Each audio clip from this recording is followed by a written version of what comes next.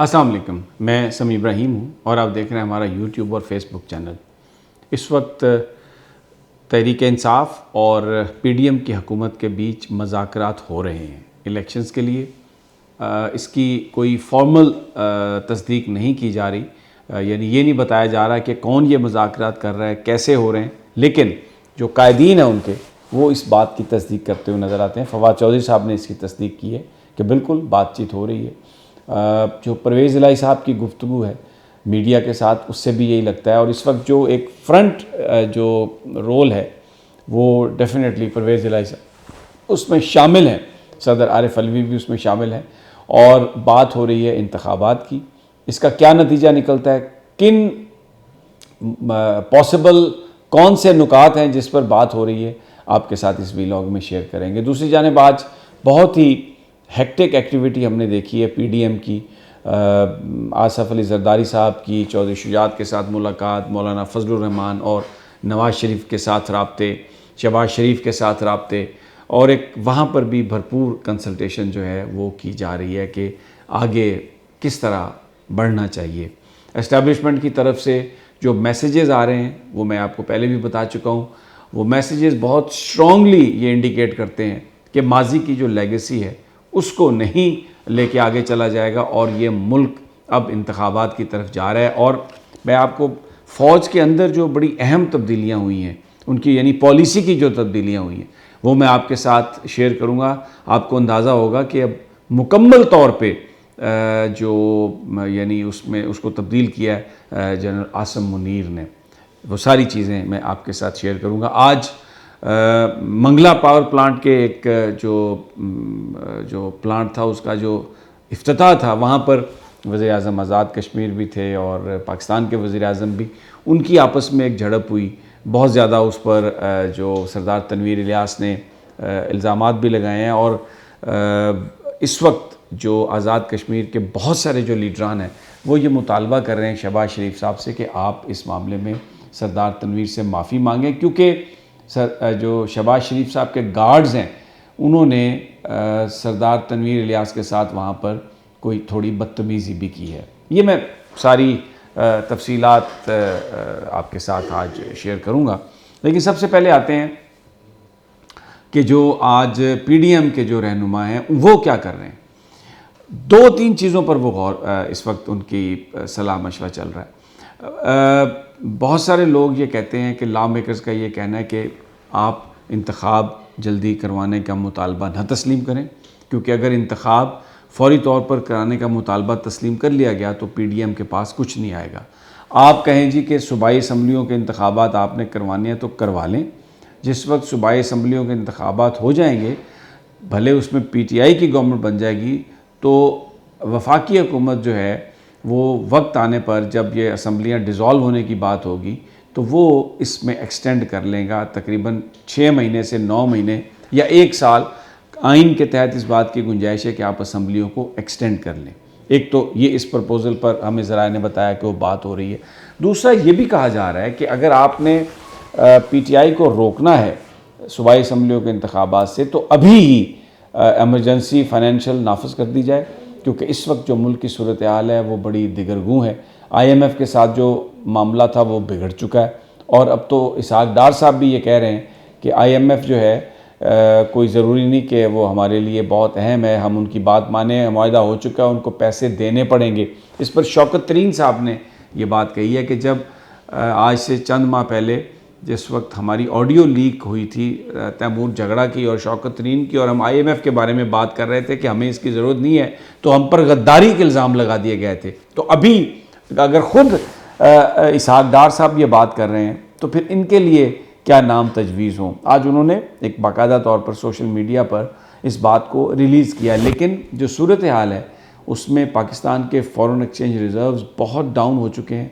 और अगर दोस्त ममालिक के पैसे, जिसमें हम 2 या 3 बिलियन डॉलर चाइना के हैं, 2 बिलियन डॉलर सऊदी अरब के हैं, UAE का पैसा, अगर वो पैसे निकाल के वापस कर दिए जाएं तो पाकिस्तान के पास चीज़ों को ख़रीदने के लिए कोई पैसा नहीं है, कोई डॉलर नहीं है। फॉरेन एक्सचेंज हमारे बिल्कुल ज़ीरो पे आ रहे हैं।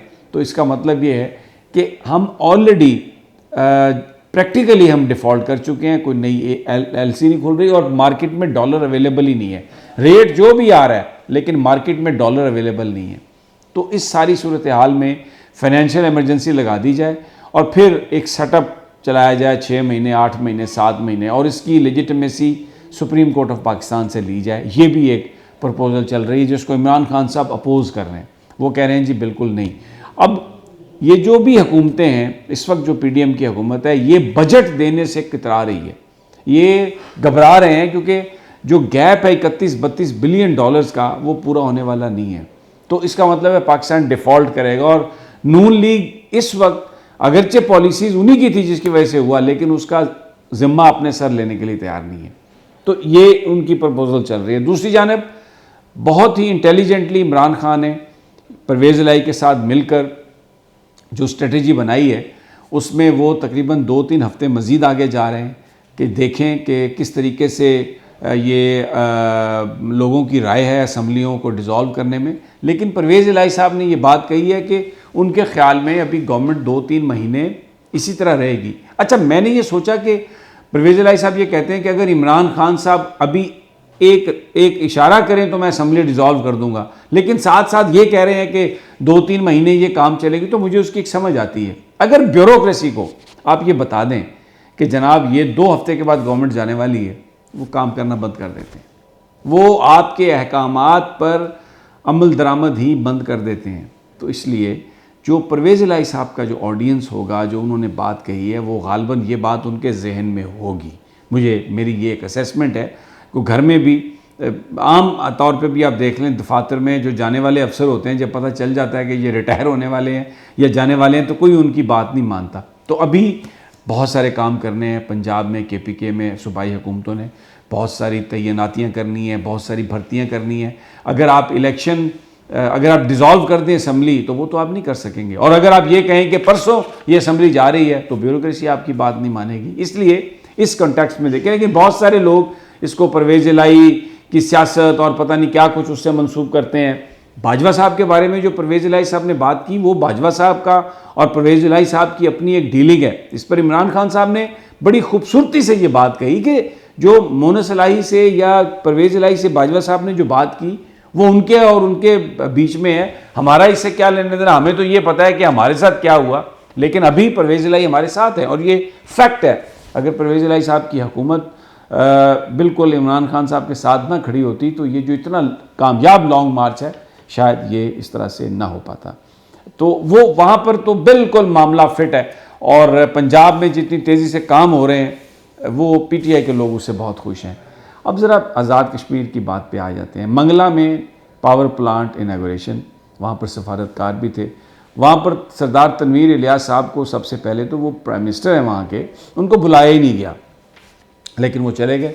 और जब वहाँ पर वो चले गए, तो उसके बाद जो तकरीर की शहबाज शरीफ साहब ने, उसमें उन्होंने अमीर मुकाम का जिक्र किया, पता नहीं किस किस का जिक्र किया, लेकिन जहाँ मंगला बना जो मुतासरीन थे, जो उन्होंने कुर्बानियाँ दी, उनका जिक्र नहीं किया। वैली का वादी के जो साथ जो उनकी जो एक अज़ीमुशान कोशिश है, उसका कोई जिक्र नहीं किया। तो सरदार तनवीर इलियास इस पर जुज़बुज़ हुए। उन्होंने खड़े होकर उन्होंने कहा कि ये आप क्या कर रहे हैं, आप इंसल्ट कर रहे हैं, आप तौहीन कर रहे हैं।